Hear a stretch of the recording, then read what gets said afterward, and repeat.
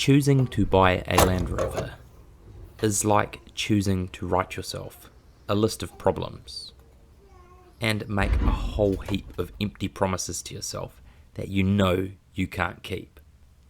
Now, this Land Rover is a little bit different. This Land Rover is mint. This Land Rover requires a lot less commitment than the first one, than the blue one. But in my first day of ownership, I did notice a few funnies. Like this zip disk witness mark. I have no idea what it was doing there. I feel like someone had second thoughts halfway through doing something extremely foolish. So the first thing I did was get out the trusty WIA welder and weld it up. I then ground it back with a flapper paddle, making sure not to remove too much of the parent material, and then hit it with a can of bright zinc galv off camera, just to make sure it doesn't rust. Now it's time to write a list of empty promises to get this beautiful vehicle back on the road.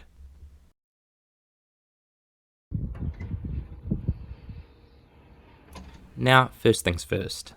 This old Holden 202 inline 6 motor has been sitting with the rocker cover just loosely resting on top for the last 12 years. So I thought I'd take the time to vacuum up all the dust, random crap and cobwebs in there before putting on a new gasket. Now, lucky for me, being in New Zealand, close to Australia, home of the Holden, I can get parts really cheap and they're still all in stock on the shelves.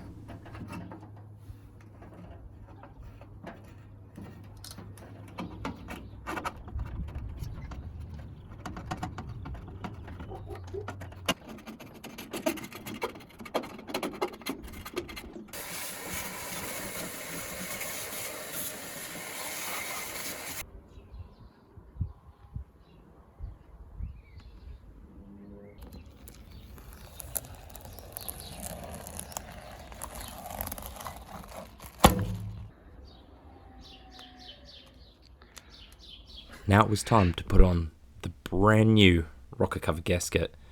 Now, a little tip for doing this is to put a little bit of contact adhesive on the rocker cover and the gasket.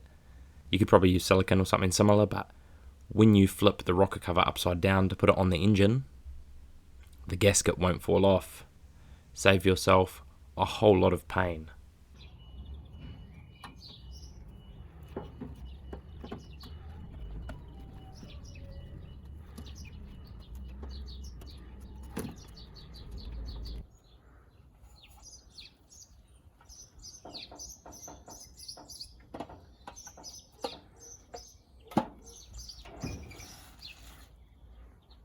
Winner, chicken dinner.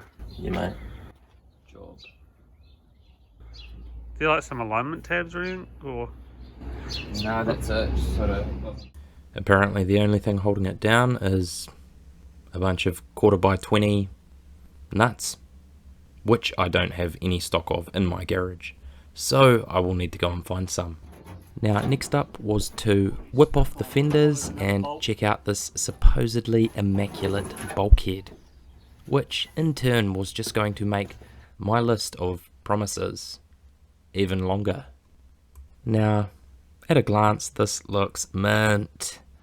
A wire wheel and you're away, but what they didn't tell you is bog is a hell of a thing, but it is no match for the mighty wire wheel on a 5-inch grinder. I'm not going to lie, at that stage I was pretty pissed off and this list was getting pretty big, so we stopped filming and we just went ripshit and bust. And then I realised, between the 2 firewalls I had from my 2 Land Rovers, the blue one was way better. So this is where I get sidetracked into rebuilding the bulkhead from the blue Land Rover to put into the limestone Land Rover.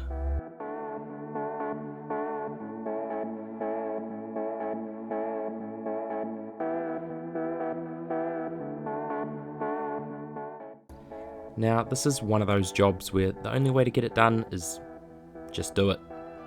So the plan was to drill out all 27,000 spot welds and then break what was left of the bond holding it together with a cold chisel and a ball peen hammer.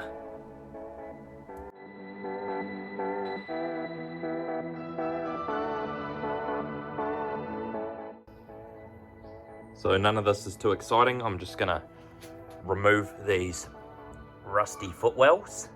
I've already started, but I'm just gonna drill out the rest of the spot welds. They're kind of hard to find. The easy way to do it is you start chiseling and you can see the metal kind of stretch, and that's the easy way to find them. So I'll drill this out and then show you guys the finished result. Now I've just got to get the last few pesky rivets along here and then pop down here with the cold chisel. And then as you can see the chisel in there, the last little bit and it'll all pop out.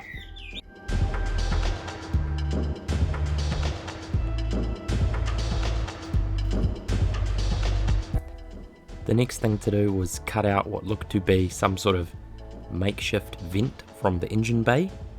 The plan, cut out a square and then either spot weld or rivet a new square of fresh material over the top.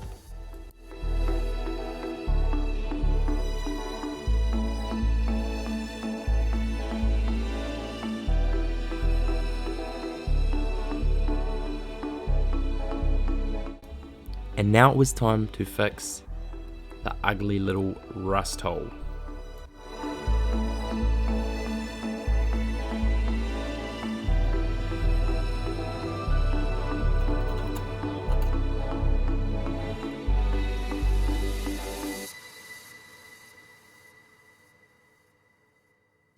So this was done using some 1.2mm sheet I had on hand.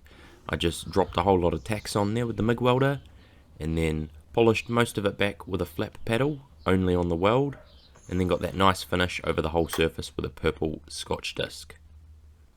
Next thing to do was stitch in the new footwells. So the first thing to do was get this 50x50 scrap and mark out 2 holes and drill and tap them M12 on 1500 centres. This is what I measured the distance between the bulkhead mount points to be before removing the original footwells. From there, I would bolt the bulkhead to this piece of 50x50 to make sure none of those centre distances on those bolt holes change while pulling in all of this sheet with some self-tappers. It was fairly easy using a couple of vice grip clamps, some self-tappers, and a hammer to just persuade everything into position. So the left hand footwell was exactly the same as the right hand footwell. Obviously being remanufactured, you'll notice a few little things don't quite line up, but otherwise I'm pretty happy with the result.